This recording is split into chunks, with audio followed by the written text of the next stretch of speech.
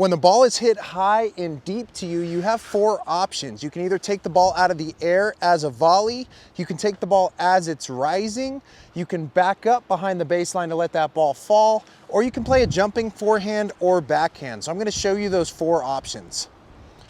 So the first one is moving forward to volley the ball, right? I expect that ball to land deep. I don't wanna let it bounce, so I move into the court and take it out of the air. I can either play a block volley with my paddle slightly open, or I can go with a more aggressive swinging volley. So putting topspin on the ball out of the air.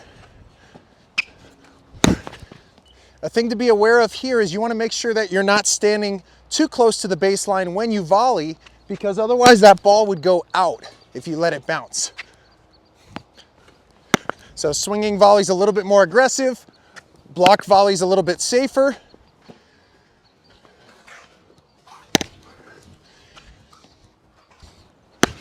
But this is a good way to neutralize your opponent by not letting them push you back when they hit high and deep. The next option is backing up to let that ball fall into a comfortable strike zone. This can be a troublesome option though, because it could pin you into that back fence.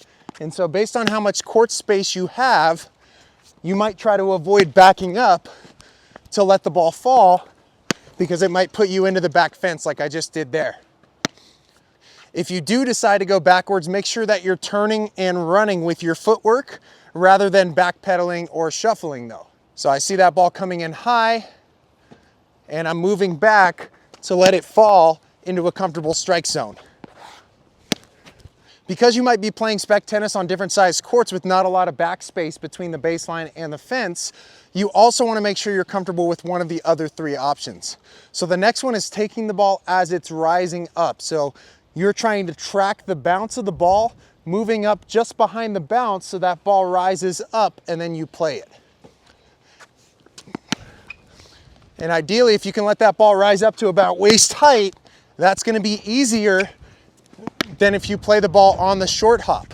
So if you get too close to the bounce, you almost have to half volley the ball. That's tougher than giving it a little bit more time to rise up. But the key here is that you're moving up close to the bounce. You're not waiting for the ball, because you're not waiting for it to rise and fall like you might on a normal shot. Swing is nice and compact here. It doesn't need to be much because I'm already using the pace of that incoming shot to send it back. And again, this is a more aggressive way to play. It allows me to not have to back up when my opponent hits that ball high and deep in the court. And then option number 4 is a jumping forehand or backhand. This allows you to play the ball when it's not in a comfortable strike zone. Because you're getting airborne, it puts that ball in a more comfortable strike zone. You're not going to move up as much as you would if you're taking the ball on the rise, because you want that ball to be higher so that you can do the jump and get that ball at a comfortable point.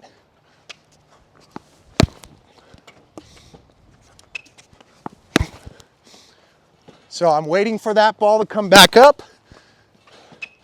And then I'm doing a hop on one leg with a back kick so that I have momentum and can start my swing while I'm in the air.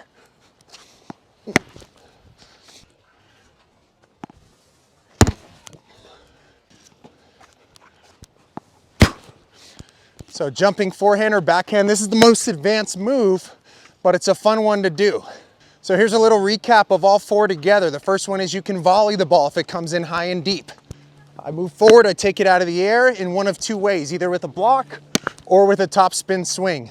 Second option is I can back up and let that ball fall, but be aware of that back fence as you're going back. Third option is I can move up and take the ball as it's rising. And the final option is I can wait a little bit longer for it to rise up and play a jumping forehand or backhand, hopping on one leg and kicking the leg from my hitting side.